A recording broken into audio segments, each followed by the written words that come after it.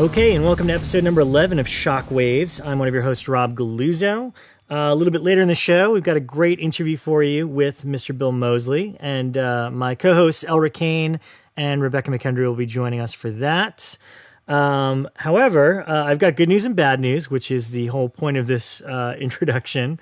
The good news is, as of this episode, I wanted to welcome our new sound engineer on Shockwaves. His name is Mr. Justin Cruz. He's sitting across from me right now, and he, for those of you that remember us from the Killer POV days, he was there at the very, very, very, very beginning of that show. And yeah, it's kind of a cool little reunion way to get the band back together. So he's going to be handling these duties for the rest of our run here, which is great. Now to the bad news. So the reason that you do not hear Elric or Ryan or Rebekah right now is because let's just say that we recorded our intro last night and there was a glitch which kind of erased the first part of our show. The good news is that the Bill Moseley interview is still intact, but unfortunately we lost the original introduction to episode 11. These things happen. I am going to blame it on the paranormal entities that roam the halls of the Blumhouse offices.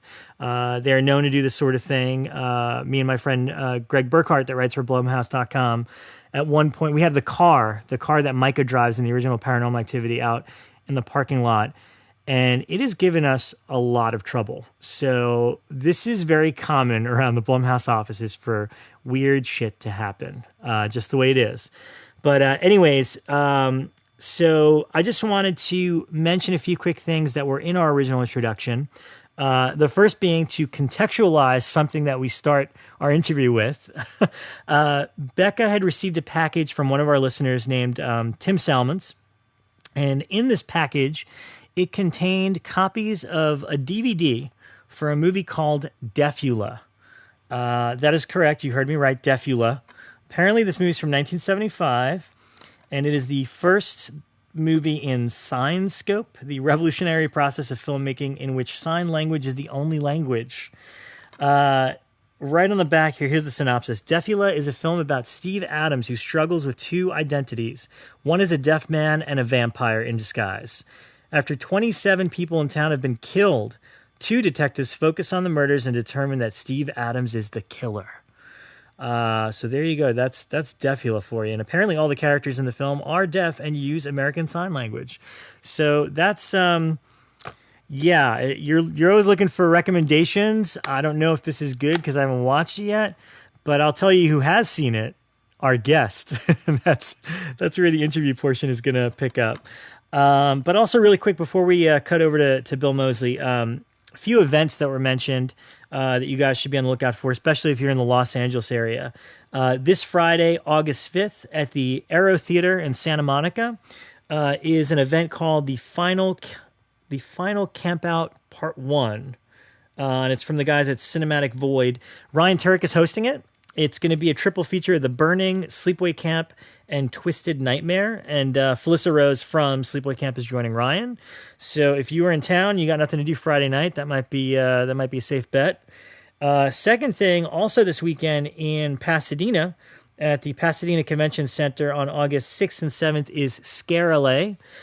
Pretty cool annual convention here, kind of based around haunts and mazes. It's kind of a cool way to kick off the Halloween season a little early. And there's going to be a panel on Saturday from 3 to 4 called Trendsetters of Terror. And it's going to be hosted by Rebekah McKendry, co-host of Shockwaves and editor-in-chief of Blumhouse.com. So if you guys are around, you should definitely check that out. Without further ado, thank you for sticking around, and we're going to go into the Blumhouse offices and talk to Bill Moseley.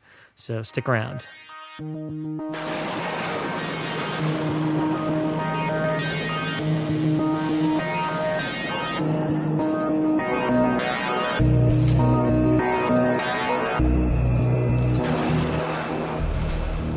Welcome back to the show. We're very excited because this is one of those guests that we've always wanted to interview and talk to. No. He's laughing about it now. No pressure. But it's totally true. No, I'm laughing because I see Defula. Oh, my God. Do you know Defula? Oh, yeah. That's what we were talking about. I was mentioning that at Joe Bishara's birthday party the other night. Oh, really? What? Oh, yeah. Smokes. No, that's what I thought, because I was telling, Ryan Turek and Mike Mendez about Defula. Get out of here. Ryan even said, I thought I'd heard about this one. Pure coincidence. So how did you hear about that film? 75. I've seen it. Get out of here. Wow. I have seen Defula. Okay, so because I was down last year. Ever. I was down year ago March down in Louisiana, the woods of Louisiana, with Phil Anselmo from Pantera, Down, et cetera, et cetera. And Phil is one of the greatest horror fans I've ever met. And Phil has an amazing, extensive, exhaustive collection of horror movies. And he thought it would be cool to freak me out with something I probably had never heard of. And he pulled out Defula. Get out of here. Okay, wow. So is it all we could imagine? There's the one thing that Mike Mendez, and I brought that up the other night, at the birthday party of our buddy Joe Bishara, great composer It's been on our prior show. Yes, all right, yeah. okay. But I had mentioned that to Joe, and Mike Mendez was very taken with it. And there is about a 1.5-minute trailer on YouTube of Defula, which is really, I don't want to sound like a downer, but that's good. Right. That's plenty. The trailer's great. The trailer is all you need, people. Holy smokes. Well, Mike, if you're listening, I now have Defula, so we can ease your curiosity. All three do. There are so many copies of Defula floating around LA now. And our special guest is Defula expert Bill Moseley. Which is why we invited him here. That's the reason he's here, is to talk Defula. No. Yes, he's acted as well. Yes, and you can tell that I'm not going to speak. I'm just going to sign. Yeah, so. he's been signing the whole It goes over great on podcasts. Yeah, exactly. Defula expert, funny. occasional actor, but Yeah. but no, we're really excited to have Bill here because we've all, well, at least I've encountered you throughout the years through mutual friends. But it's funny, Elric and I were talking before you got on the show how obviously we're familiar with your work and people listening are big fans of your work, but we don't know the beginning. Like we don't know about you getting into acting or even, we like to talk about how people got into horror, because for us, we're of the video generation. So of course, for us, it was just staring at box covers at the video store and wondering, what is that? So what was it for you? Like, what were the first movies that really had an impression on you when you're a young man just getting into films? Well, when I was a kid, I mean, that was really where it began. It began with my grandmother on my mother's side, Harriet, who lived in New York City, and I was visiting her from, I grew up outside of Chicago, and we were visiting Granny, and I don't think must have been about 1956, so I was maybe 5 years old, and there was a first-run movie starring Steve McQueen called The Blob, playing at the local theater, and and I, of course, saw the Blob. I'm sure I must have seen like the one sheet in front of the theater. And I said, hey, Granny, let's go see the Blob. So Granny took me to see the Blob. And that just scared the crap out of me as a little kid. And I still remember lying in the guest room bed. The door was slightly ajar. The light was out. I'd been put to bed. The door was slightly ajar, and the light from the hall reflected on the mirror of the dresser at the foot of my bed, and somehow there was just some effect of light on the mirror, and it just scared the crap out of me. I just was laid awake all night, just trembling, frightened that the Blob was going to get me. And that was the beginning. That was my first kiss. Did you seek it out after that? Because some people, it feels like a lot of the people we talk to, that first thing gives them nightmares and their real life's hell, but they still, for some reason, seek out horror films, so almost like they need it like a comfort blanket. Right. So is that, or did you stay away for a little while? After No, I didn't, because my family was, they were a lot of things, but they were always Halloween friendly. And growing up in the Midwest and the countryside, that was very important. My dad, who was a tough guy, a Marine, hard ass, football hero, captain of industry, all these different things. But on Halloween night, he got into it. So he would actually arrange for friends of his to, show up in sheets in the old haunted barn down the road. And he would, take me and my brother and some friends, and make us get out of the car and walk into the barn. And there would be somebody up in the hayloft with a sheet, like throwing bags of rat poison at it, typical stuff like that. He took us to the town cemetery one night, one Halloween when we were little kids, and gave us pieces of paper and charcoal crayons and said, and showed us how to do grave rubbings. So he sent us to do grave rubbings, and it's already scary. It's a graveyard. It's Halloween. Yeah. And little did we know that he had contacted the local police department and had a cruiser come by and show up in the graveyard, without lights, stealthy. And then, we're out there, little guys, rubbing on these graves. And then all of a sudden, the lights go on and the red light starts flashing and the siren goes. And I remember my older brother had a little friend named Andy Shanehofen. And Andy, a couple years older than me, but still, a kid at this time. And was when the cops' lights went on and everything, Andy was so frightened, he literally ran to the edge of the graveyard, hopped a fence. It wasn't like 8 feet or anything, but it was like, a couple feet, jumped over the fence and ran home. It was like 2 miles to his house. And we never knew what happened to Andy until, my dad called up Leo, Mr. Shanehofen, and found out that Andy was home, just like trembling. Oh. Poor little Andy. He later went into modern dance. I don't know.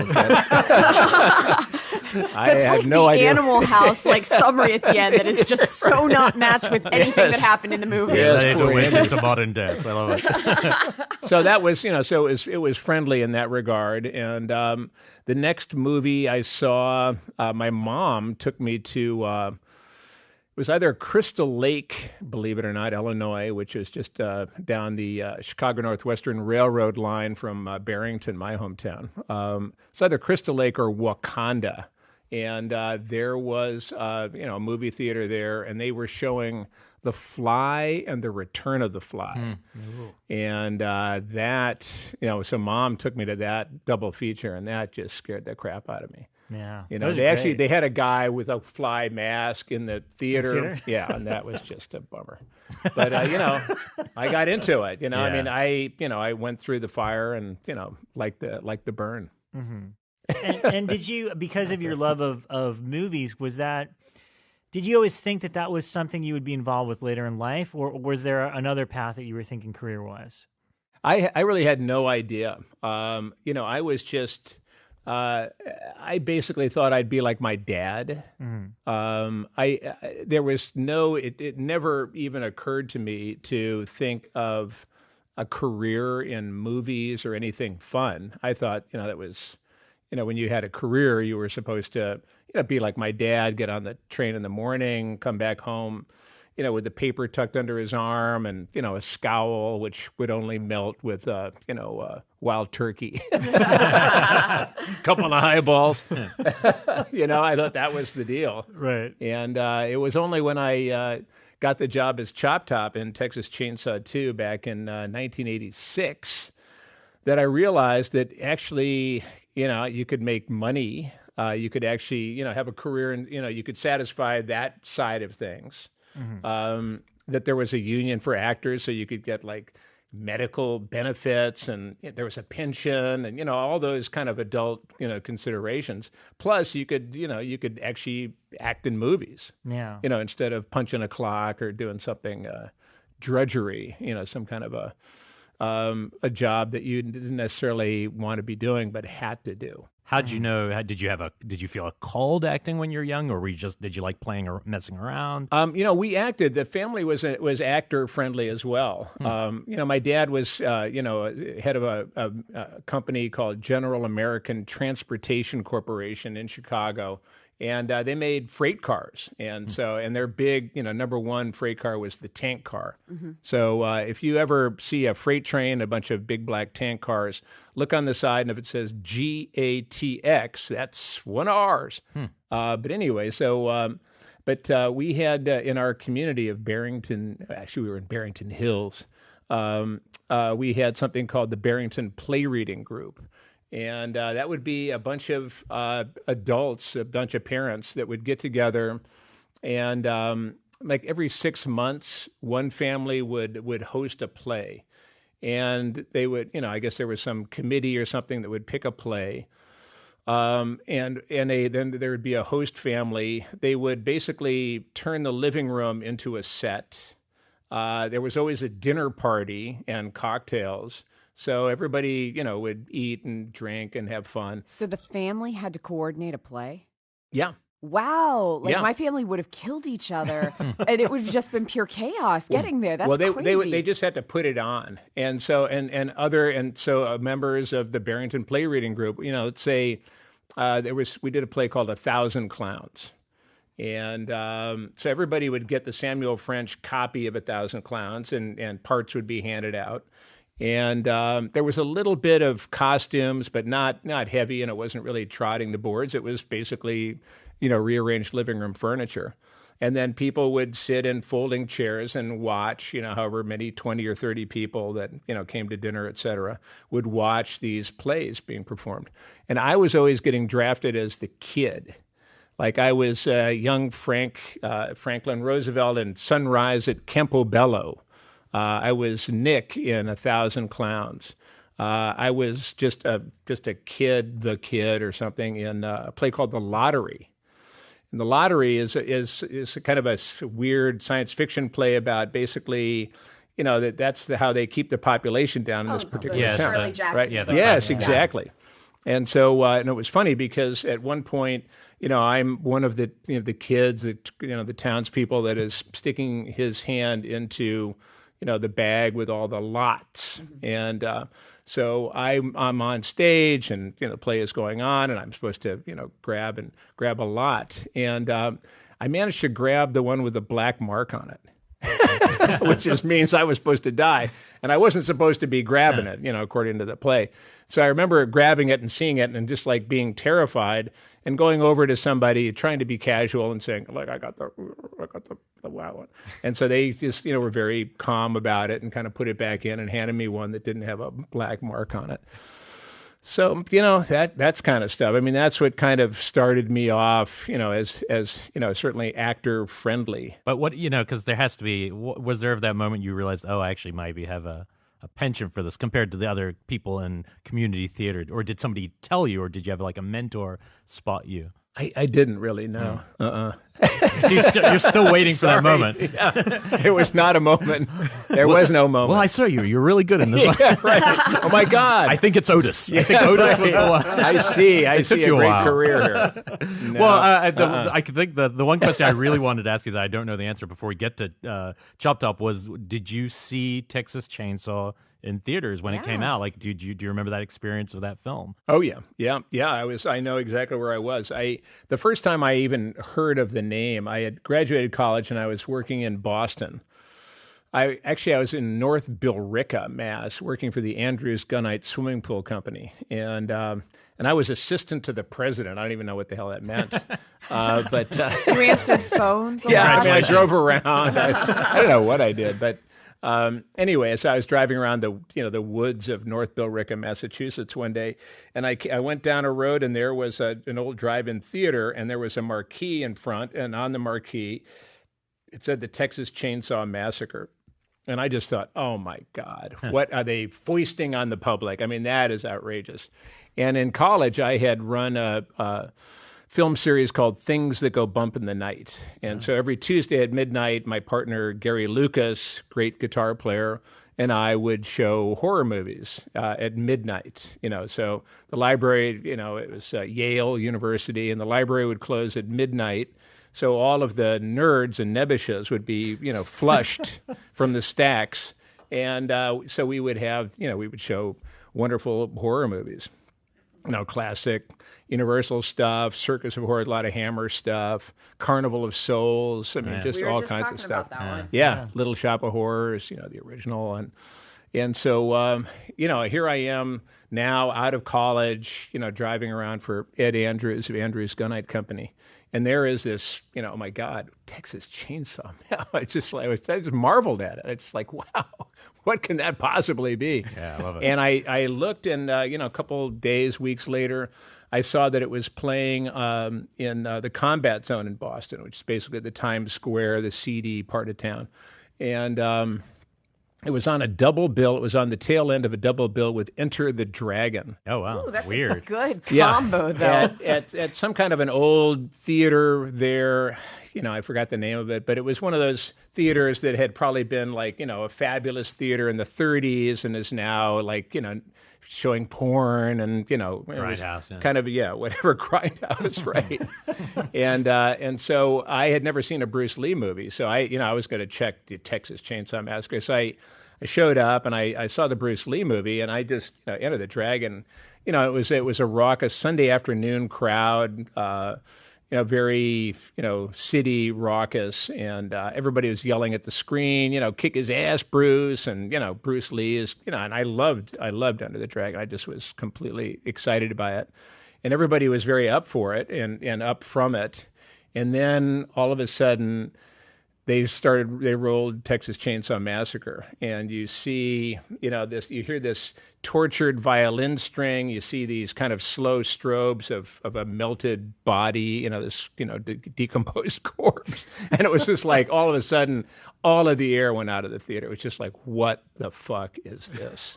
Holy shit. And you know what? I didn't breathe again until it was over. Yeah. I mean, it was so convincing. It was so powerful. I had never seen anything like it, and it really hurt me. It hurt me deeply. I was a college hippie. I believed in love and Mayor Baba and all this kind of stuff. Carlos Castaneda, all of these different things, and I felt like that I could spiritually communicate with anyone, and we could share some God energy. Whatever. You believed in Depula. Depula. The power of Depula. Whatever it was, just, the chainsaw just slashed it away. Just like, oh no, you're not going to be talking to these cats, man. They are going to eat you. And it really freaked me out. It freaked me out so badly that, what I did whenever a movie like freaked me out like that, which wasn't often, what I would do is try to see it again and again until finally it became routine. It's like, oh, here comes this. Oh, there's the chicken in the cage, and ha ha ha. But you know what? It didn't work. And back then, of course, this was before VHS, or just at the beginning of VHS. So really, I had to find theaters that were showing it. It wasn't on TV. I didn't have a VHS or whatever it was. So I had to find theaters. And I probably, in the next couple of years, I probably saw it maybe 8 or 10 times. Wow. And it didn't go away. The feeling, that dread, that disconnection, that darkness just did not go away. And it only went away when I got the part of Chop Top, and I showed up at the Brook Hollow Motor Inn in Austin, Texas in the spring of 1986. And my head was shaved because they needed to shave my head for, Chop Top's plate and the prosthetics. And I was standing, with a bald head, standing, bug-eyed in the parking lot of the Brook Hollow Motor Inn, and this car pulls up, and out gets Jim Sedow, who played the cook in number 1 and 2. And I looked at him and I went, "It's the cook!" And he goes, hey, how's it going? How you doing, kid? I was like, whoa. And it was so exciting. And in that moment, that was my transformation. I realized I don't have to be afraid anymore because I'm on their side. You realize the Saw is family. The Saw is family. You realize absolutely. Now, this is the reason why I love these kind of stories, because also people who are come to LA and you're hoping to make a career out of whatever it is you're doing, the chances that you could be sitting in a theater having your mind fucked by a movie, and then 10 years or 8 years later be one of the stars of the sequel to that movie is so I don't know, it's really hopeful. There's something about it's really beautiful. So from the moment of seeing that movie to being in it, how the hell did you get that role? Like, how did you get into the world to get a role like that? I as I say, it never occurred to me that there would be any kind of career in acting. So when I got out of college, I ended up in New York City. I was a freelance writer. I wrote for different magazines. And one summer, it was the summer of '84, I guess. I had been, spending too many late nights at the Mud Club and jumping around. So I needed I love how we're meant to understand that. Yeah. Okay. We have to stop there and back up. Mud Club, jumping around. Go. Yeah. Well, like you do. It's mud with 2 Ds. Okay. That was like Danceteria. There was there's another one. Those were in the days of Studio 54, Danceteria. Okay. It was the beginning. It was subway graffiti art. It was new wave, it was punk rock. I mean, it was CBGBs. All of that was going on. Now you're talking our language. Yes. Did the Mud Room actually have mud? The Mud Club? No, it didn't really. Mud Club. It had human mud, but not literal mud. That's funny. But anyway, so that was a swinging time in New York, I'll tell you. So I needed to take a break because I was getting a little too many cigarettes, etc. So I ended up getting a job on a dude ranch out in the Boxar Ranch in Cora, Wyoming, near Green River, Wyoming. Did you apply for this position? Yeah, my dad used to be a dude there. He used to go out there and go hunting, mountain goats up in the Wind River Mountains. So he got me this job through because he was pals with the owner, Irv Lozier. So I went out and basically just did, ranch hand work. I chopped wood, I dug irrigation ditches. I just basically did their basic, shoed horses, did their basic ranch hand stuff. And one of my coworkers that I shared a bunkhouse with was a 15-year-old kid named John Wright, with a W. And John was from Geneseo, Illinois. His parents were, he was adopted. His parents ran a funeral parlor in Geneseo. And John was already a 15-year-old nutty kid who was a sugar freak. And so in the morning, he would be pounding, he would be eating the Frosted Flakes. And at lunch, it was the bug juice and the fudge sickles. And, he was constantly sugared up. And when we would work under the hot sun and do manual labor, he would go into what I would call sugar deliriums. And he would just start, it was like Equus. Remember in Equus where, the guy is singing top 40 songs and singing commercials and doing cartoon voices, whatever. I mean, this guy was like that character. And he would, and I would usually just turn a deaf ear to him. I'd want to, hit him on the head with an axe, but I knew that wasn't permissible. So I would basically turn a deaf ear to him. And one day he was doing his thing. He was like, Captain Crunch, and just, blathering along. And all of a sudden out of his mouth came, Texas Chainsaw Manicure. And then he went back into Captain Crunch or whatever he was doing. And I was like, whoa, huh. And it just stuck in my head. And I thought, Texas Chainsaw Manicure. And I envisioned what that would entail.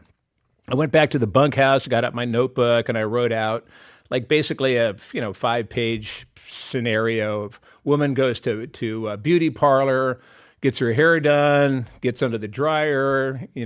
What else do you want? Oh, I'll have a manicure. Manicure, and then the sliding steel door opens in the back of the shop, and out comes Leatherface, who is going to be the manicurist.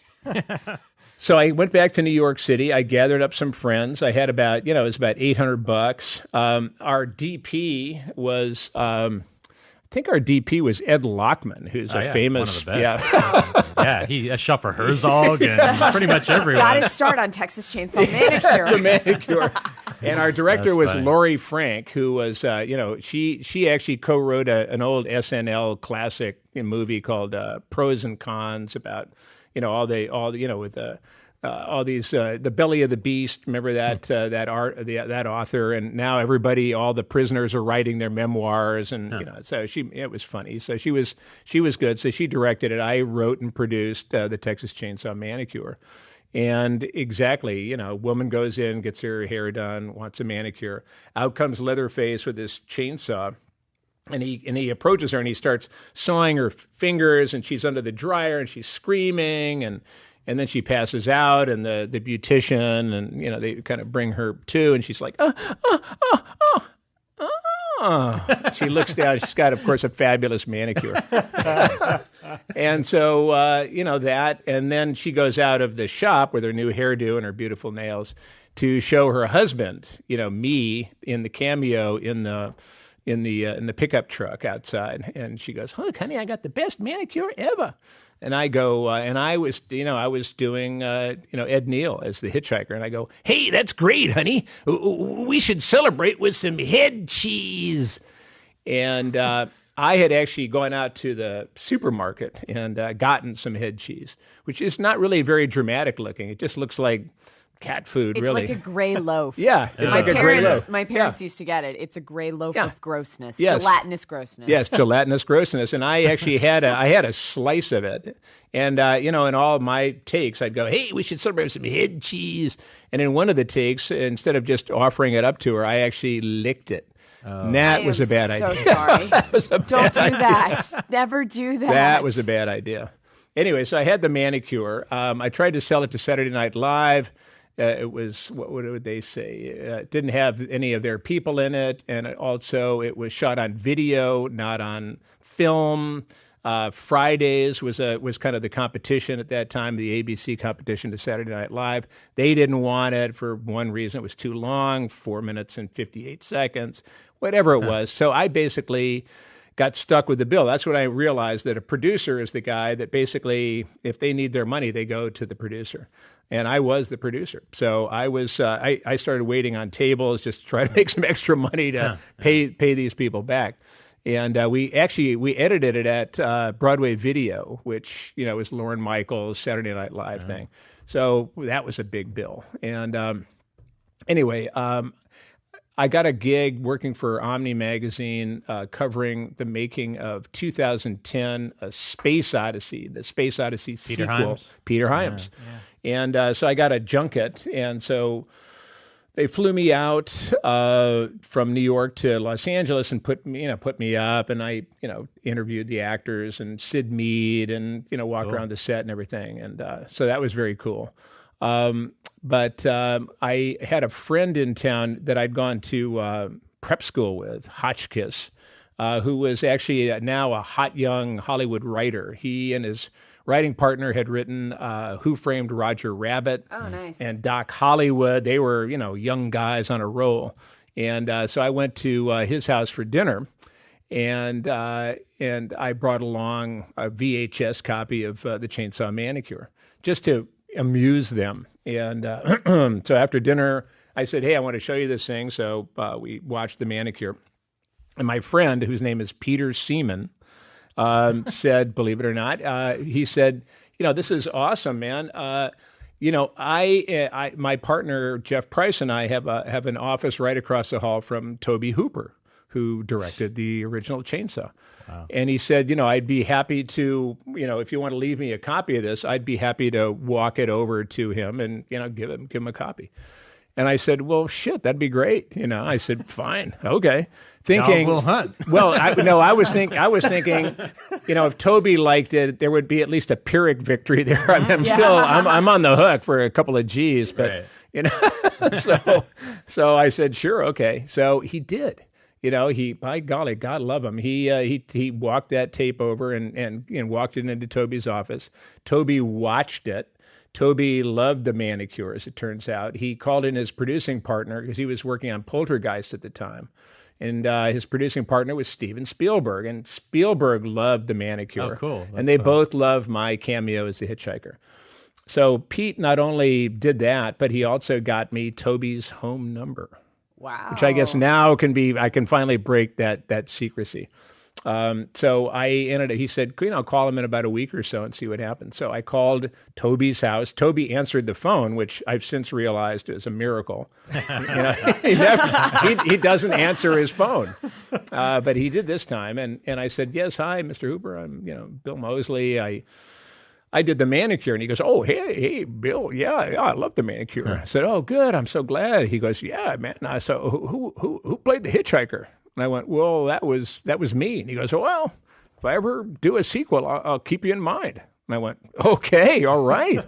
And he said, yeah. And he gave me his mailing address and told me to stay in touch. So I sent him a postcard, I selected a funny postcard and said, hey, and never heard from him again. And that was 1984, and 2 years went by. And, I was still writing. I had no thoughts of an acting career. I think I maybe had paid off the manicure by then. And one night I got a call. It was ironic because the night that I got the call was the night that I had still tried to do acting through. There was a magazine or a newspaper really in New York called Backstage, and it would have like these different actor. It was basically a bunch of want ads like NYU student film. Bring your own lunch, northern New Jersey, be prepared to, walk in frozen swamps, no pay, maybe a tape. That was kind of... It still works that way. Yeah. It's called independent film now. Right. And they still have that magazine in New York. I'm sure. That lists all of these horrible things you can do for nothing. Oh, my God. So I had actually answered one for a dead body. And at the time I was a smoker and the audition was, it was somewhere downtown. It was like a 4-floor walk up. And by the time I got to the 4th floor, I was like, and they said, okay, just lie down and just, be still. You're dead. And I said, okay, sure. So I lay down, and of course my chest is fucking heaving. It's heaving. So they said, well, next. So I was kind of carrying the shame of like, fuck, I can't play dead.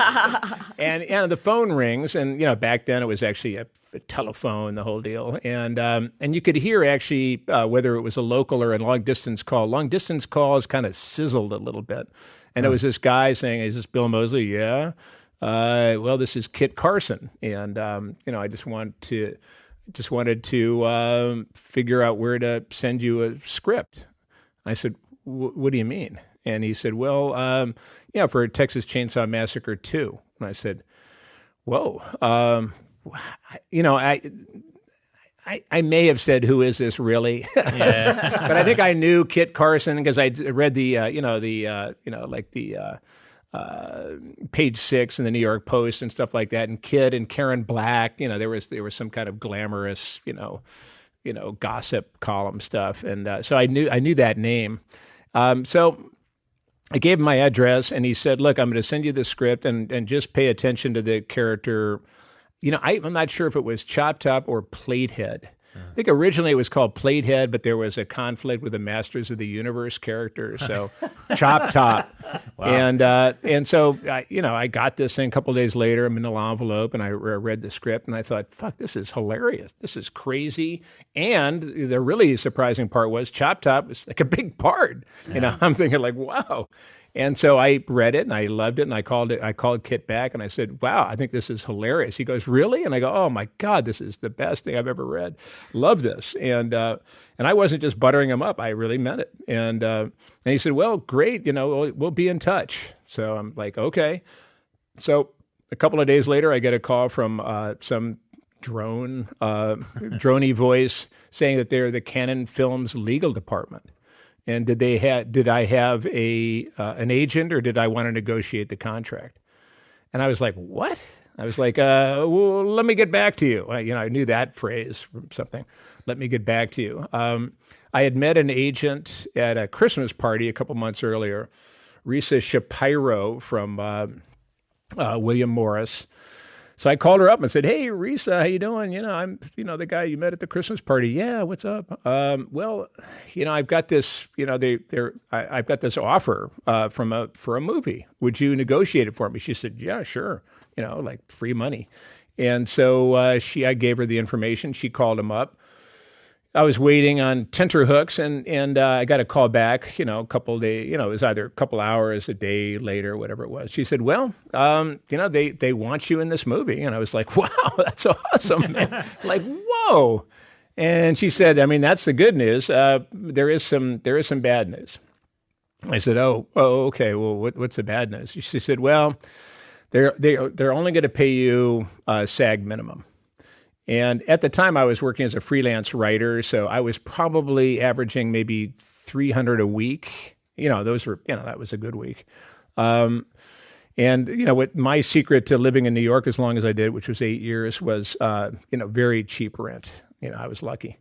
But anyway, so I said, well, what's the bad news? She goes, well, it's SAG minimum. I said, well, geez, how much is that? She goes, I think it's, I don't know, $1,800 a week. I was like, what? That's insane. That's hilarious.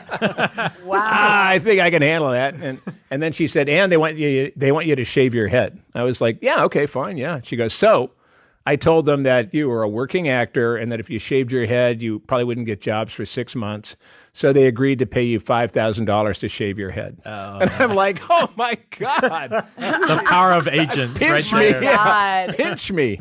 And so that's how I got the job. And so you had at this stage, you still haven't even met Tobe. No, at all. No. Oh, wow, that's crazy. What a crazy. Wow. The first time I met Tobe was when I was already, Tom Savini and his gang of sadist assassins, i.e., the special effects makeup department.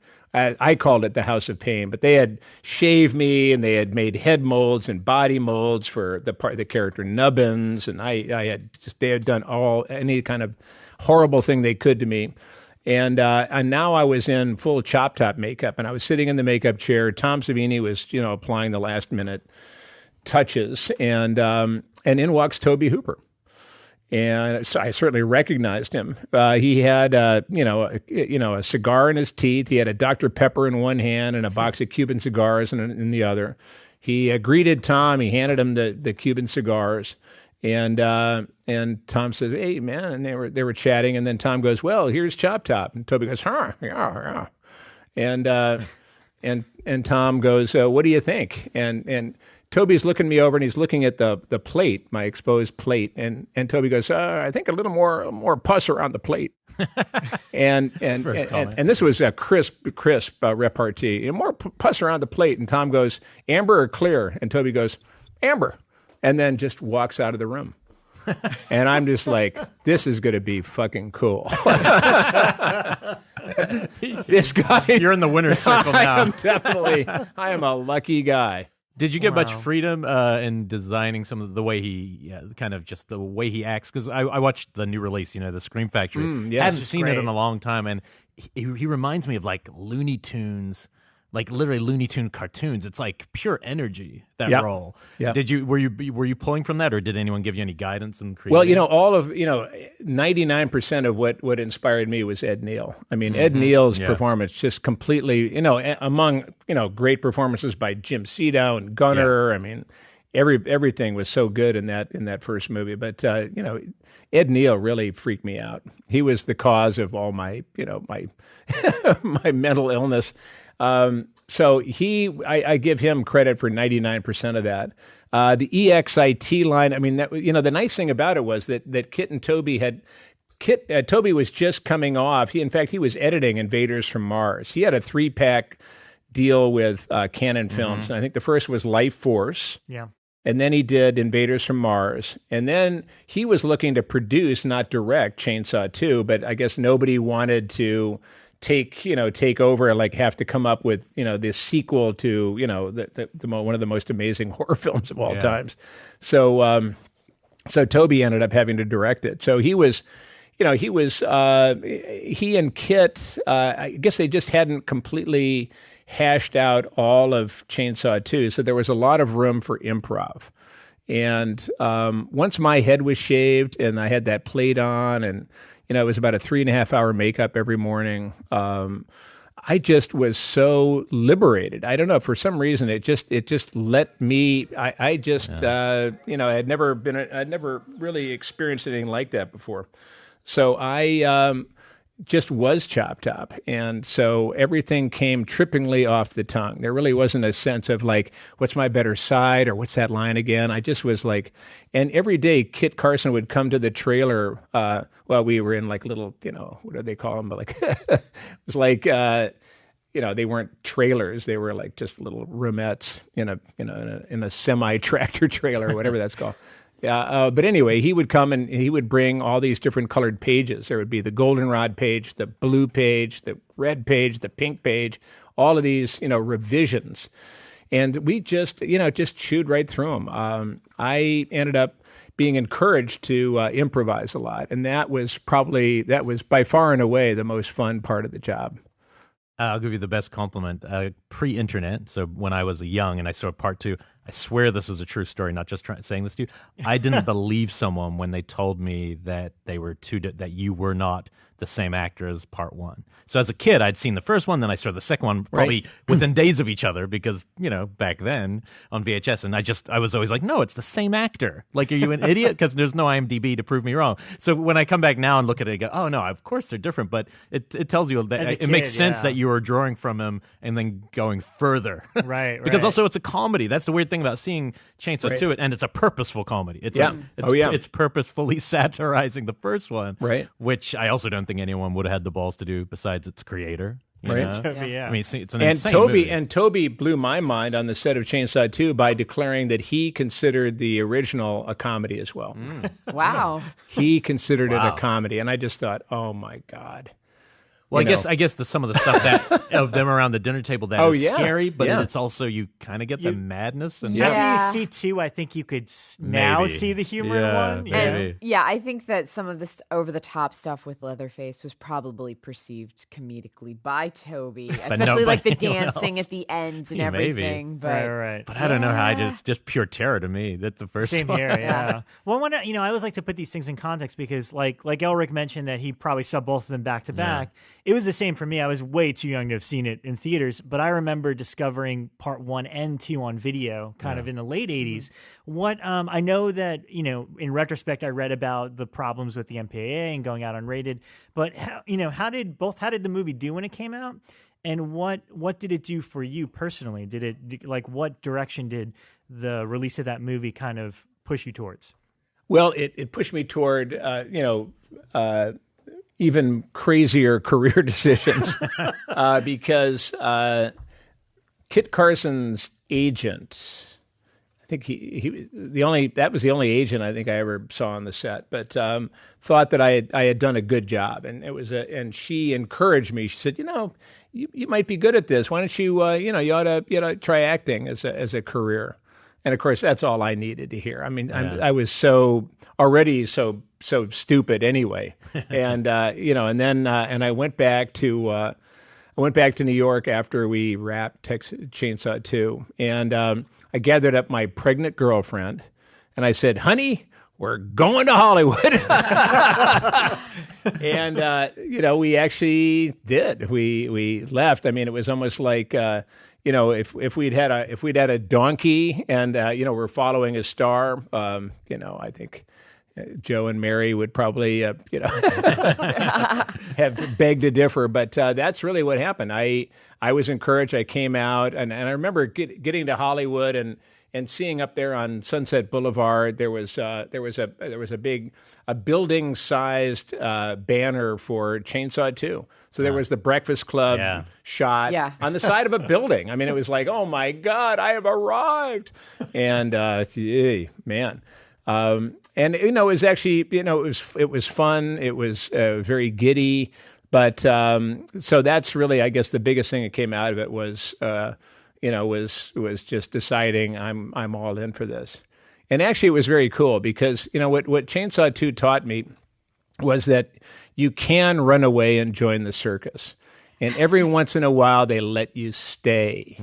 And that was the lesson that I got. And I found out that was really something that I could do, wanted to do, was happy to do. And I'm lucky enough to still be doing it. So Did people get the film? Because it seems like a film that would go over someone's at the time. I would imagine a couple of my friends got it. Not everybody got it. My mom was very proud. She was, it was so kind of sad in a way, sad and pathetic. That she would, go to the Jewel food store in Barrington, and she would push her cart around, and that was where the gals would gab, and she was trying to just show how proud she was that her son was a big Hollywood star. And I'm sure people would say, well, what's he doing? Oh, it's the Texas Chainsaw Massacre 2. And it's like, oh, great. You're a psycho. So, it never really, I don't think, was as satisfying for her. But she was very, very loyal, and, she was a big booster.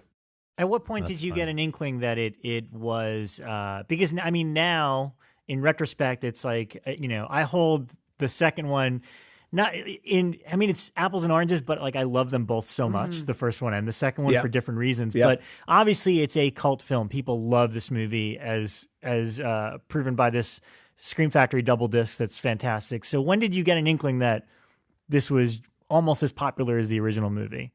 It's what's really given me the most been the clearest indication has been the popularity on the convention circuit. I mean, people are still, load these 30. This is the 30th anniversary this year, and people are still just going.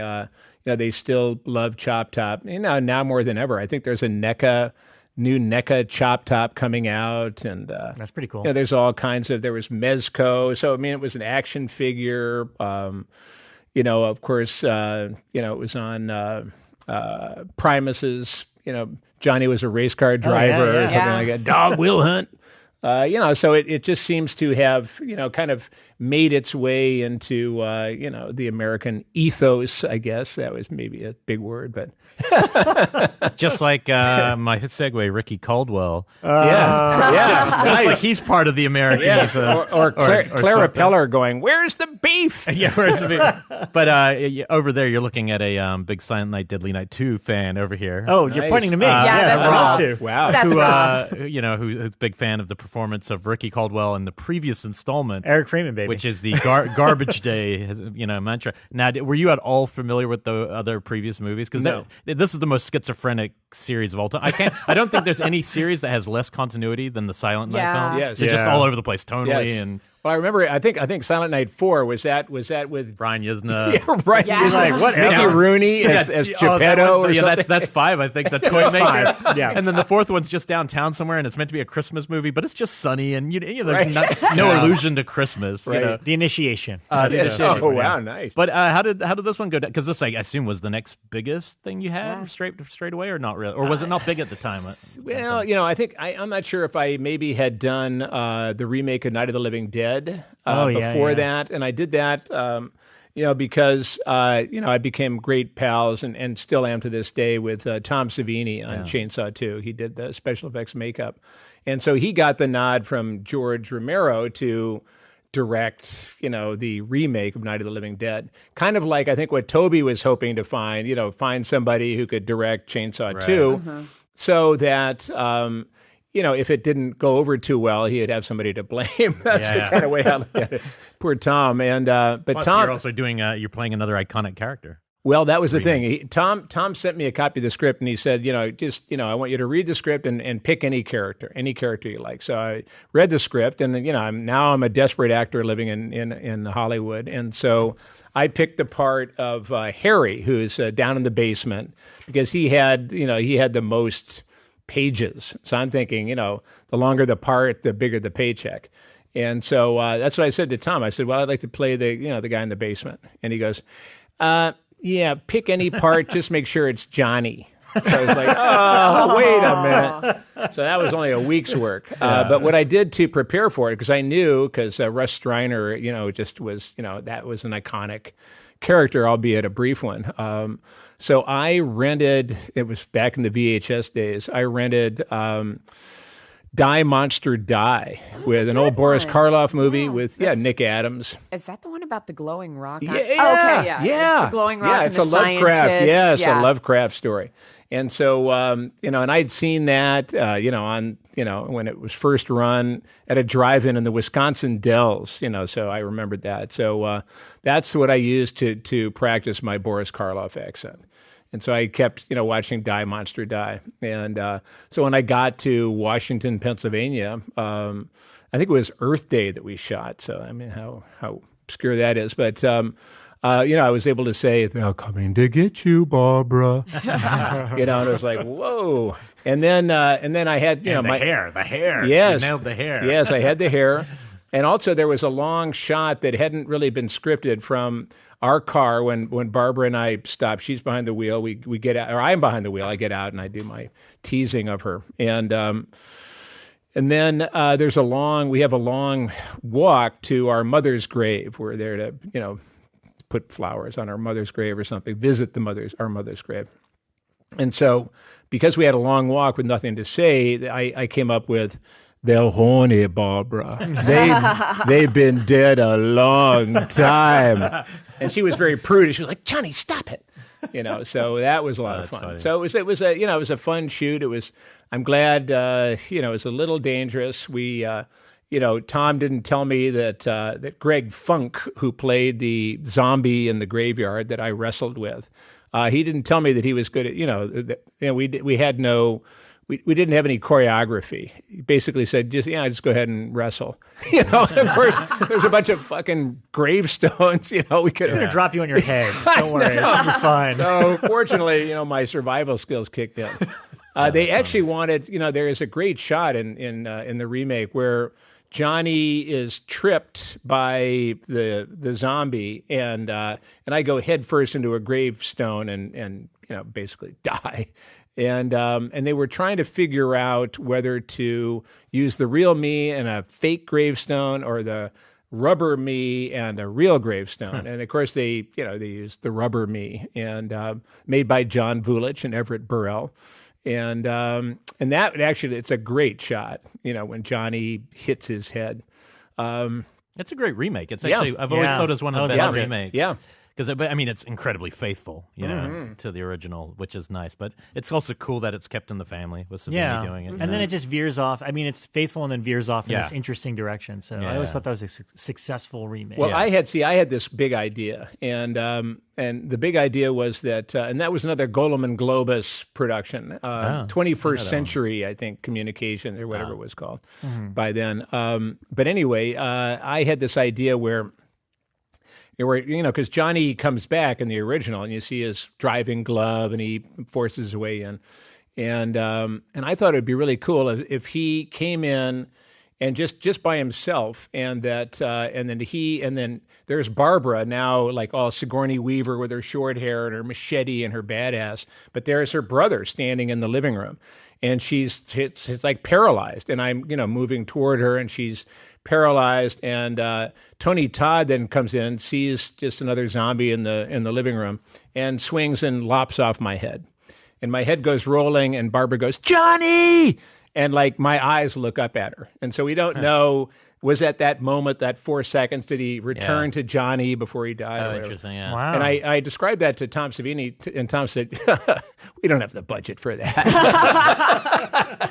So I ended up, they didn't even fly me back. I mean, they just basically, my dead reveal is I'm in the back of a truck, but they use the dummy. Right. They pull a tarp and they go, "Oh my God, Johnny." And it's just like the fucking The dummy. Walking Dead's doing exactly what you just said. Basically. All the episodes have a moment like that now. Yeah, so right. It caught up to you. Yeah, well, 20 years. Right? Yeah. So Ricky Caldwell. I know. You really want to go for the Silent Night, he's Deadly going Night. there. I don't know why. Silent Night, Deadly Night is a weird film. It's kind of a flat movie. Like, it's a strange... And it is. I remember I was watching it for recently, and it noticed all the casting. I started recognizing, going, hey, these guys have all been in Lynch films. Like David Lynch movies. And then I realized it's the casting director who... Joanna Ray. Yeah, did all of Lynch's stuff, too, Yeah. because it was Laura Elena Herring or Yeah, whatever her Laura name was Herring. back then. Laura Herring. Then the guy Eric from Daré. from Twin Peaks with the long hair. Yeah. There was at least 3 or 4 people. And- Bob was one of them? not Bob. Oh, not Bob. Bob was not but you know who was the guy that played Tony in West Side Story?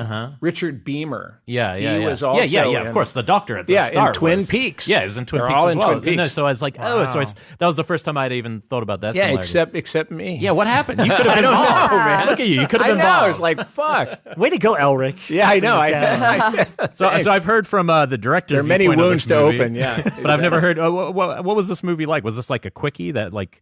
I mean, the one quote that I loved, Monty Hellman went on stage in Austin once, and he got on stage to talk about this movie, and he just said, "This is my greatest movie.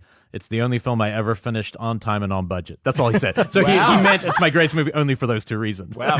And I don't think he wanted to make it. He was kind of dragged into it, and he was kind of a weird director at that point, doing a film every 10 years or 8 years. I'm going to plug an article that we have up on the site now that's called How Silent Night, Deadly Night 3 Paved the Way for the Indie Boom of the 1990s. And the article focuses on Monty Hellman wanting to get Reservoir Dogs made and really, fighting for it and not getting anywhere. And then finally one of the studio exec was like, direct Silent Night, Deadly Night 3 for us, do it on time and on budget, and we'll talk about this other movie you've got. And that is him doing Silent Night, Deadly Night 3 is what got Reservoir Dogs moved forward and therefore kickstarted the indie boom of the 90s. Sure. I'll buy that. Yeah. I'll buy it. Read the article on the site. I'd It's got only some known. good history. Is this to it. true, Bill? Quite possibly. I will say this for Silent Night, Deadly Night 3. One of my big fears, since I now had become an actor after being a writer, one of my big fears about acting was that I did not think I could ever cry. I was just, and that was my fear that I didn't share with anyone. I just thought, oh my God, I just hope I don't have to cry in any of these parts. Now, could you cry like outside of acting? You just couldn't cry on cue. No, I didn't cry at all. Okay. And especially if on cue, I mean, that would have been just completely impossible. He's from the Midwest. Yeah, Marine Corps dad, There's no cold, crying. cold showers in the winter. I mean, we did not cry. And so one night in one of the scenes in Silent Night, Deadly Night 3, I have now somehow managed to hitch a ride with Carlos Palomino, the former middleweight boxing champion of the world, and killed Carlos Palomino. Yeah. And I've taken his stocking cap, which I've pulled over my blinking brain cap. Yeah, which we need to mention. Your brain is exposed for the whole movie. Well, that's what I said. And my little trailer, I had on the mirror, I had a little piece of paper, a little inspirational message to myself that I had taped on the mirror, and that said, "Outshine the brain cap." By golly. So I was. We had now. Let's see. Ricky had left the hospital. Having locked into the blind girl, and now I'm going to where the blind girl's going. But I get there before she gets there. I get to Granny's house, and it was in Piru, out past Magic Mountain, and so I show up on the doorstep. I've hitchhiked with Carlos Palomino. I've killed him. I've taken his windbreaker and his weird little stocking cap, and I show up on the doorstep of Granny's house on Christmas Eve. And Granny opens the door and she goes, "Oh, you poor thing, you must be cold and hungry." And she invites me in. So, of course, the audience is going, "No, you dumb shit." Brain's exposed. Yeah. Jesus Christ. Anyway, so she brings me in and she sits me down at this nicely set table. And she goes into the kitchen and she fetches me a bowl of hot turkey soup. And so she puts it down in front of me, and I made an actor's choice. Hey. I'm normally left-handed, so I decided I would eat the soup with my offhand. So I've got the spoon in my right hand, and I'm putting the soup to my lips. The woman, the actress, who was so perfect for the part, she really just radiated this kind of Grandma Moses, this love, this old hearth love, and she's standing over me smiling. And I started to sip the soup, and something in that moment, she was so loving, it was so comfortable, it was Christmas Eve, something happened, and I started to cry. And so I'm like, tears are pouring down my face as I'm sipping the soup, and this beautiful old lady, and I'm wearing this blinking brain cap, and I just remember hearing Monty. The scene ends, and Monty goes, and cut. In sotto voce, just because of the tenderness of the moment. And I'm just like there, I'm standing, I got this spoon of soup and tears coming down my face, and we've just cut, and then all of a sudden, spontaneously, the crew starts applauding. Wow. And I'm just like thinking, this is the weirdest fucking thing I've ever experienced. Wow. So that was so. God bless Ricky Caldwell and Monty Hellman. I think that could be the best Silent Night 3 story I've ever heard. And I feel like I've heard the reverse from him, a version of that. Because yes, it's in his book, I think. He also had to deal with he cast people. The lead actress had tics, weird tics, where she couldn't control certain gestures. Samantha Scully, and he had the to blind girl. Yeah. He actually didn't cast her for it. Like said, oh, unfortunately she's got this thing, and then he said he had nightmares. Cast somebody else, had to get rid of her, and because he's having these nightmares, going, no, she's the right person, but we have to get rid of the tics. So he then did acting work. He comes from the he tells good stories about Martin Landau. He would always say, oh, Martin Landau, best acting teacher on earth. Terrible actor, but boy, was he a good acting coach. Yeah, right. Even though he's a great actor, right? Because him, Jack Nicholson, Bob Forster, all those guys took that acting class of Martin Landau. So and I just saw his daughter actually, Juliet, at the gym today. So she's an actress too, right? Small world, yeah, absolutely. And so clearly that put you on the radar. This was the movie. Silent Night, Deadly Night That's 3. the one. Not for David Lynch, but which is a shame because I think you'd actually fit perfectly in there. Me too. Yeah. But I was to I forgot the name of the the midget in that was Lost Highway. Yeah. And what was his name? Michael Anderson, maybe? Oh, Twin Peaks as well, though. And Twin Peaks as well. Mulholland Drive as well. I ended up working with him on Carnival, the HBO show. Yeah. And he was a great guy. I loved him. Yeah, that one pops guy. up on the show a lot. Well, you answer this to me. When did you guys know? Because I said about 2 weeks ago, didn't I say that of all You the were shows, watching the show again, if that hadn't been canceled, because Penny Dreadful felt in the last episode it felt wrapped, but it didn't feel before that. It felt like organic where it was headed. But Carnival, it was about halfway through the second season where it just seems to be going along normally, and then we have to wrap this up. How early did you guys know from inside that? I didn't. I wasn't really a part of the second season. I came back for like a cameo in the second season for one episode. So I didn't really follow exactly how that was going because by then, I remember toward the end of the first season we were shooting, it was Rodrigo Garcia. Yeah, that's right. Was directing an episode, and I had it was 2003 because I had to get to the red carpet premiere of House of a Thousand Corpses, which was now finally coming out. Yeah. And I remember saying to Rodrigo, is it okay? Can I get out of here a little early because I got to drive all the way from Chatsworth back into L.A. and go to the to the movie theater for the premiere. And he kind of tortured me. He kind of kept me around. Well, let's see. I think you're going to be in this scene. And of course I was de-speak. I was in the background. So he did torture me, but I drove fast and I did get to the premiere on time. But I loved that show. I loved the show. I loved Nick Stahl. I hope he's okay. I always say I think he's the best young actor. I mean, especially after In the Bedroom, I remember going, "That's the guy." I mean, he was so good, and I loved Adrian Barbeau and I are still great pals. So it was a creative show. Yeah, it was a very creative show. It was. I mean, I have a feeling that probably what did it in was not so much story ideas, but budget. I mean, it was it was live. We shot all of that stuff. It wasn't CGI. We shot it out in Chatsworth and some little weird part in the day, and it was kind of hidden in by the hills, and it was just like it was like I remember showing up for work on Carnival was like really going into another world. So.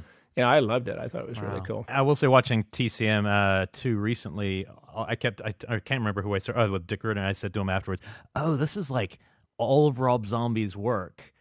It feels drawn from this movie in some way, almost like he's taking one moment from it and going, what's the real version of that?"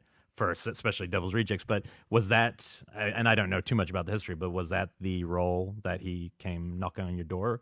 Well, I met Rob. Actually, it was October '99, and I had a friend who was the publicity director for Universal City Walk, and he was in charge of publicizing Haunted City Walk.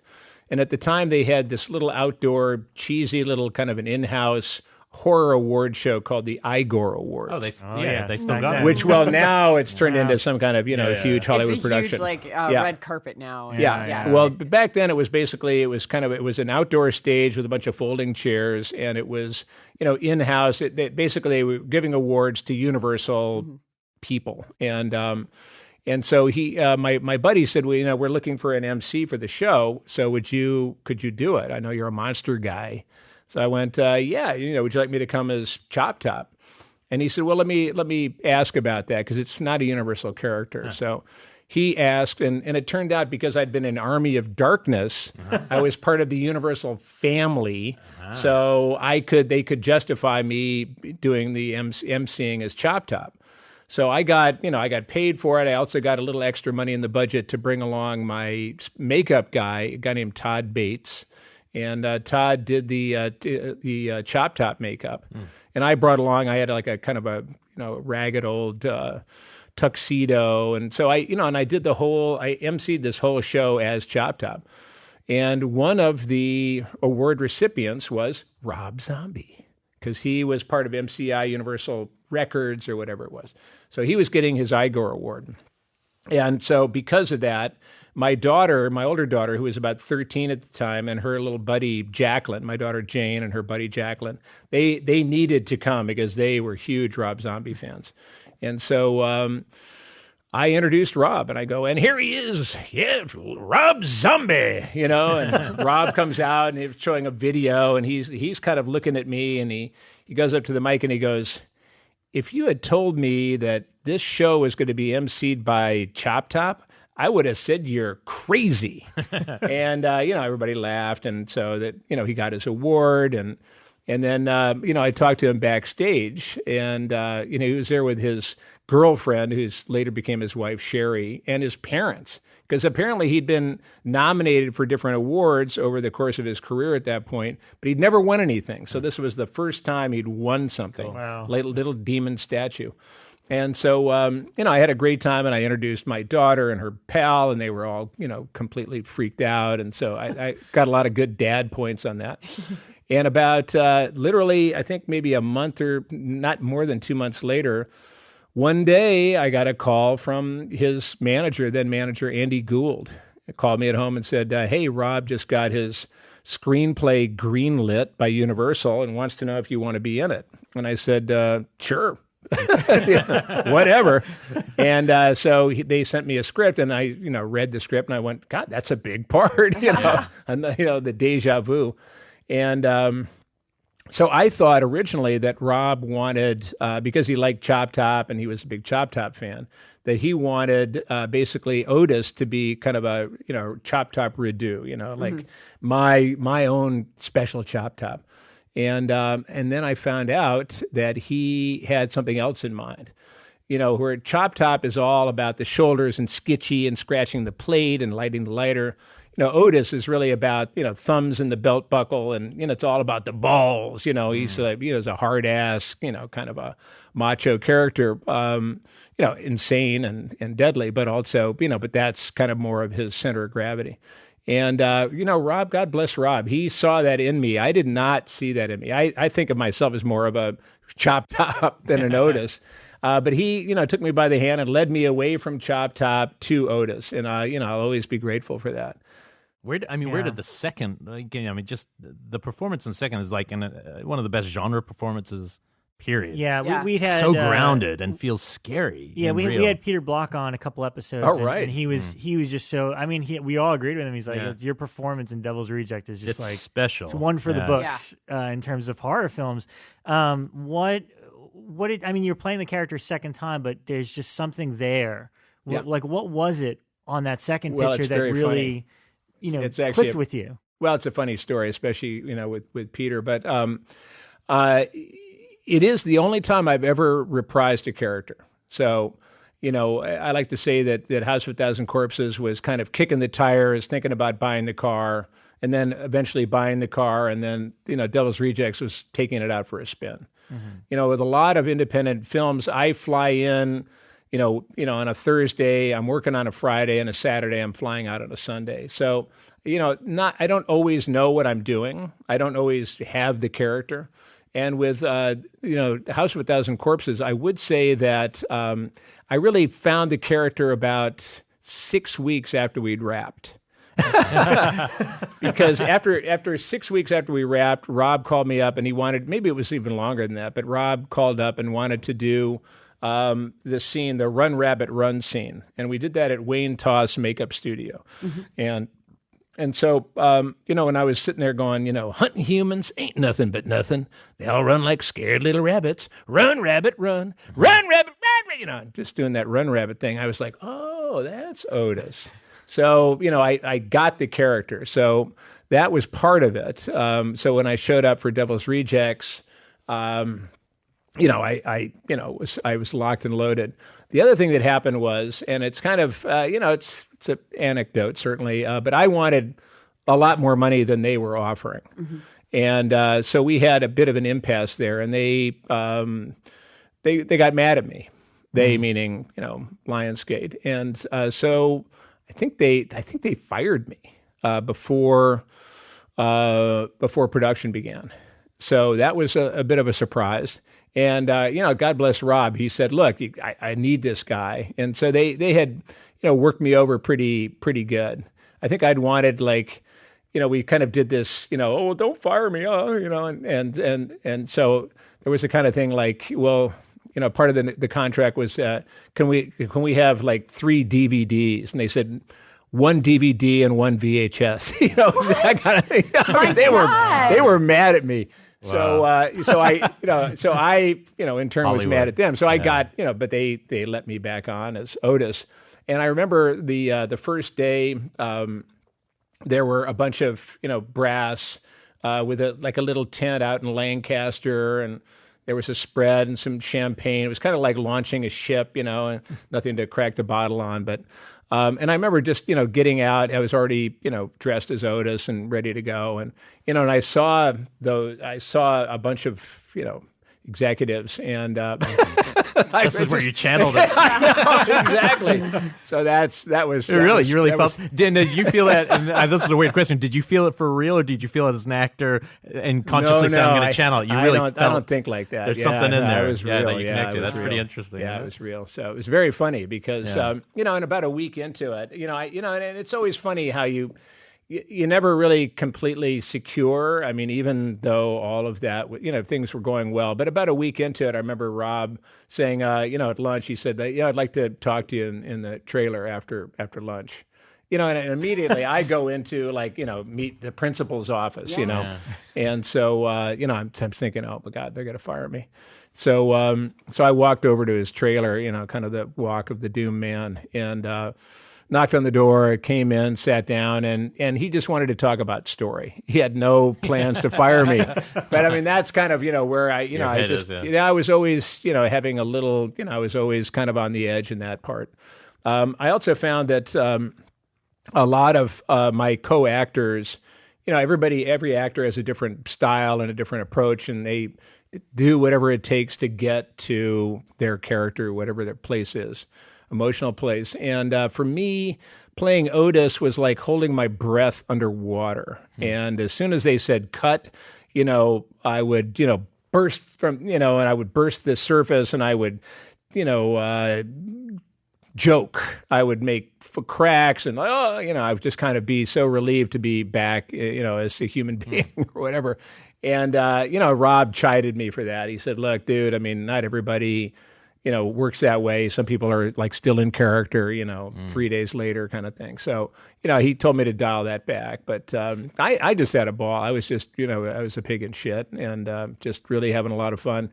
And, of course, working with Sid and Sherry was just so much fun. It was so organic because, we had worked a little bit. I mean, Sid really only appeared a little. I think I had one scene with Sid in House of a Thousand Corpses. Mm-hmm. But you know what? We really got to be friends. So I knew Sherry a lot better than Sid, in terms of working on House of a Thousand Corpses.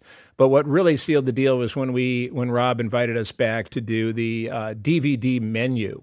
And we did a lot of goofing around, a whole afternoon, and that's when we did Tiny Fucked a Stump, and we, if you haven't seen the DVD menu for House of a Thousand Corpses, check it out, because we did that one afternoon, had so much fun. We did Easter eggs and funny DVD stuff, and so we were all really good friends, and I think that really helped. That was like the central relationship, if you will, in the movie, and so that really helped a lot. I'm only sorry that Karen Black didn't make it back. And Dennis Fimple, who played, Grandpa, he had passed away, I believe, at that point. So it was also, the last time, I ever worked with Matt McGrory. So it was very special. We had a lot of fun working with Ken Forey, William Forsythe, it's all of those guys. Becomes the villain. I mean, it's Tommy amazing. Tolles, It's one of the strangest narrative structures I've ever seen, where you just literally switch on a dime, and suddenly he's the villain, and you guys are sympathetic. Well, it was that ain't no ice cream in your fucking future. Yeah. Tutti fucking fruity. Tutti fucking fruity. And I feel like he did a similar thing that you did in that movie, where it's like we've seen the veneer of a character in a previous movie, and they're fun and entertaining. And then suddenly we saw a movie about the real person behind the veneer of a horror icon or a character. Right. And it was just unique completely. I mean, obviously, I guess there probably was never talk of doing a third one, I guess, because of spoiler. Prequel, baby, prequel. Well, we're fucking dead. Yeah. It's so funny because when people ask, and they do, and a lot of times Sid Haig and I we're at horror conventions together, and we usually sit next to one another. And during the course of, any given day, inevitably a fan will say, "Is there going to be a sequel?" And I go, "Hey, Sid." He goes, "Yeah." I go, "Is there going to be a sequel to Devil's Rejects?" And he goes, "Nope." And I go, "How come?" And we go, 1, 2, 3, and then in unison, "Because we're fucking dead." That always makes everybody laugh. That's pretty funny. Well, that hasn't stopped other horror fans. Yeah. No, it's true. Yeah. But you guys do tease it pretty regularly. I mean, if it's you or Rob or somebody's kind of like, "Oh, look who's together. What do you think?" Yeah. So Or it could I just don't be know. a different movie. Yeah. Well, that's why, Yeah. Darren Bousman the other night, I mean, he saw, because I got a beard for this movie I just did in Switzerland. And, Right. Sweden, excuse me. Where am I?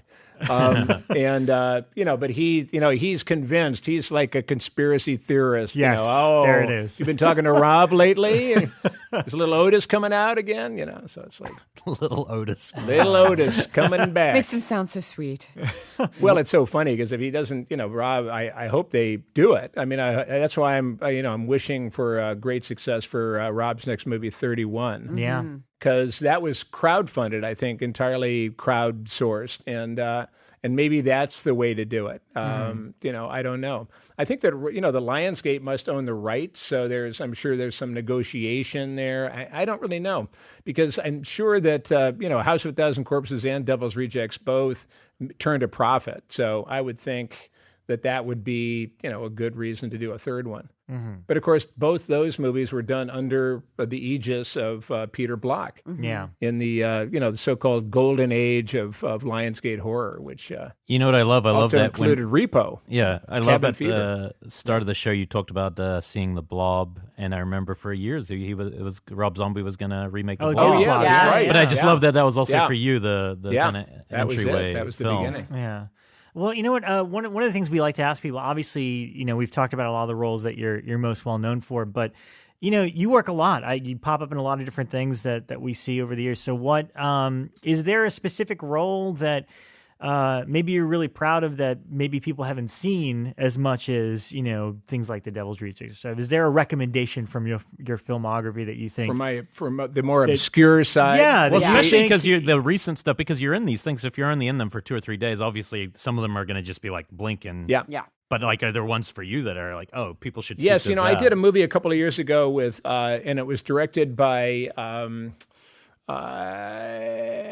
blanking on his name, which is actually a good thing. But it was a movie called Dead Air. Corbin Burnson, of L.A. Law. Oh, yeah. Yes, yeah. Corbin. You mean the dentist? Yeah, the dentist. Yes. In Major League. And you know And who else- Major League. And you know who else was in it was Dr. Giggles. Oh, yeah, yeah. Larry Oh, Drake Larry was in it. Drake. So Yeah. Corbin had a couple of his L.A. Law pals in it. Yeah, there you go. But in Dead Air, I play a kind of a shock jock, not too shocking, and I'm on the air taking calls and being a wise guy and sarcastic, and there is an outbreak. some kind of bio weapon goes off at the stadium with the big game, and everybody that's comes in contact with this gas or whatever it is turns crazy and zombie like, and so I in Dead Air we end up me and my partner end up being really the only voice of reason left in the big city as everybody's going crazy and killing each other. And that was actually that was a very tough shoot. But I look back on that not only as a good textbook survival of a production, but also it actually worked out pretty well. I think for very low budget, it's pretty good. Nice. I haven't seen that. Yeah. Is there something you haven't gotten a chance to play as an actor? It's like just you do a lot, but obviously most of the offers you're going to get are just going to turn out to be horror, just from the sheer your filmography. Yeah. But is there something you haven't gotten to play, or a type of a role that you're like itching to do? Not really, because the nice thing about the horror genre is it is like the Mississippi. It's wide, man, and so I get to play a lot of different parts, in the genre. So it certainly hasn't been limiting. I don't just play psychos, although I've gotten pretty good at that. Yeah. But so sometimes heroes, sometimes red herrings, parents, all kinds of different things. So I would say not really. I mean, there's certainly people that I would like to work with. Like Guillermo or Quentin Tarantino or, some of those guys, Eli Roth or Robert Rodriguez. Have you ever heard from people like that? Not necessarily those ones, but somebody who surprised you because they've been a fan of, say, Chop Top or Otis, besides Rob Zombie, obviously? They do seem to be, there's a lot of fans of a lot of those different characters. But, being a fan and hiring you are two different things. Like, I love you, buddy. Yeah. Thanks. But you also, because if you work on short bursts for up and coming directors who are unknown at the time, the long term bleed effect of that. Like one guy you worked with very briefly, I've never actually seen his first film, Homesick, Adam Wingard. Right. And now Adam Wingard's knocking out of the park, making film after film. So I mean, that kind of work ethic, I think, could pay off really nicely. Yeah. I mean, I just what I like to do is I'm just good at working. I find that I'm still that's my biggest Achilles heel is the auditions. Because somehow I feed off the magic of it all, of the story, the makeup, the other actors, the props, whatever is going on there. That's really important for me. And to walk into a room, and nowadays, auditions are basically you stand naked in front of a little camera and just kind of do it. And of course, what's happened, I used to do that with at least the sides, the pages of the script in my hand, and I could look down dramatically and see what that next line is. But now my eyesight's getting a little weaker. So, I wear like little cheap Walgreens glasses. And, that can really, not, yours look expensive. Those are expensive. But, that ends up changing the character. Right. If you're in there like being a backwoods psycho and you've got Walgreens glasses on, that's not going to fly on the little you still camera. have to, are you talking about like for bigger directors that you'd still have to audition, or do you have to audition for the other parts that you're usually? Well, just, I mean, I get a lot of offers, which is great. That's how I survive. But, the auditions it's still very difficult for me because I just haven't, I guess I get self-conscious. When I'm actually working, I'm not self-conscious. I can do all kinds of crazy stuff in front of a camera with, 30 people watching. That's fine. But in the auditions, that's a little tough. So, I don't know. Maybe hell, I'm only in my 60s, so there's still time. maybe some audition. Maybe I'll have a breakthrough.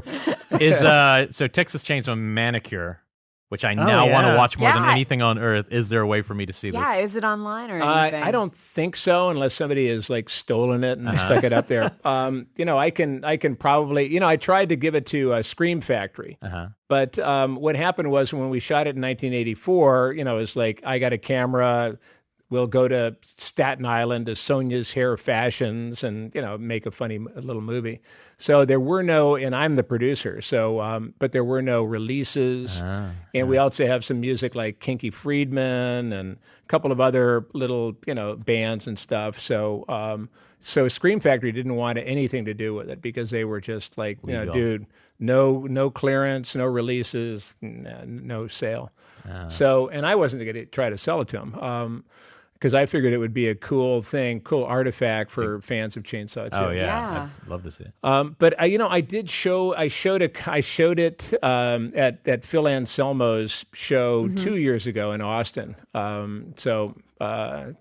I mean, I have it. So, just call me up and I'll send you. Come over. I'll send you a DVD. Everyone go to Bill's place. I burned a DVD. Yeah, we're on our way to Bill's to watch right now. Thanks, guys. But no, in all sincerity, we really appreciate you coming down and spending all this time to talk to us. All of us big fans, and it's just great to hear a little bit about you personally and where you got your start and where you are now. Well, so really I love this too. I mean, that's why I'm happy to come down here and talk about it because I love that's what one of the great benefits of the horror convention is that there are lots of that's where the fans go. And I'm a fan, so I'm always very excited to talk about this because I really think it's great. And my family doesn't. I mean, they've heard it so many times, like, oh no. So I'm always happy to find. I bet not everyone knows Chop Top went to Yale. Yeah, I mean that is something you'd be like, really, Chop Top? I also thought you were Texan. I always thought you were Texan because of those roles. I think just the roles are isn't that funny? Yeah, and one of my roommates in college is Jeff Bucas, who is the head of of Time Warner. Oh wow. It's like Ted Cruz had that. Right. Or like was it Tommy Lee Jones and Dustin Hoffman and Gene Hackman. Were roommates. But Tommy Lee Jones and Al Gore. Al Gore and Tommy Lee were roommates at Harvard. So Lloyd Kaufman went to Yale too. Yeah, that's right. Yeah. Lloyd's brother did too. Yeah. Who did Mother's Day? One of my favorite films. And Charlie Kaufman. Yeah. And Lloyd has some like crazy celebrity roommate too. I got to look up. I think it was. Well, he had a big connection. What's his name? John Alvinson, director Rocky. Right. John G. Good Alvinson. friends. Yeah. Interesting. So, yeah. Well, all right. Well, there you go. Play the connection game. Music history. Yes, and part 2, we'll talk about music. Yes, all music. Excellent. Darren Bousman musicals and next beyond. Time. Yes. For next time for sure. Phil Anselmo, Buckethead. I think part 2 is in the we'll have you and Phil on together. That'd be fun. Yeah. Well, we have an EP coming out. Oh, really? Oh yeah. God, probably in not even 2 months. Oh my God. I mean, it's moved slowly, but it's called Phil and Bill. Songs of Darkness and Despair, and I think it's going to be 6 songs altogether. Did you try for Bill and Phil, and it just didn't work out? I suggested Phil and Bill, and he said no, Bill and Phil. And I was like, dude, you're the rock star, man. I'm just like I'm the little hangers on. And actually, what surprised me was that he made me sing. Huh. I came down, I had some lyrics and some ideas. That was my idea, and I wanted to have him sing because he's the singer. Yeah. And he said, no, man, you sing. And so, mercifully, thanks to, things like Repo, I've been taking sing lessons for 20 years.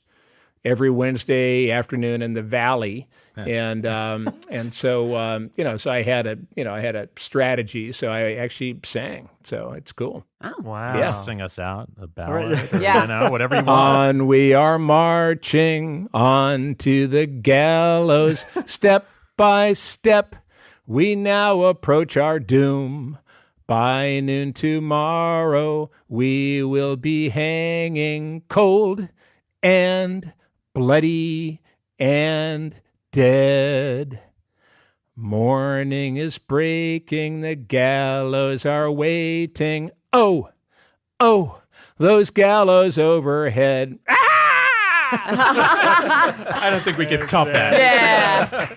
All right. Thanks for coming. See you for part 2. That was great. Thanks, guys.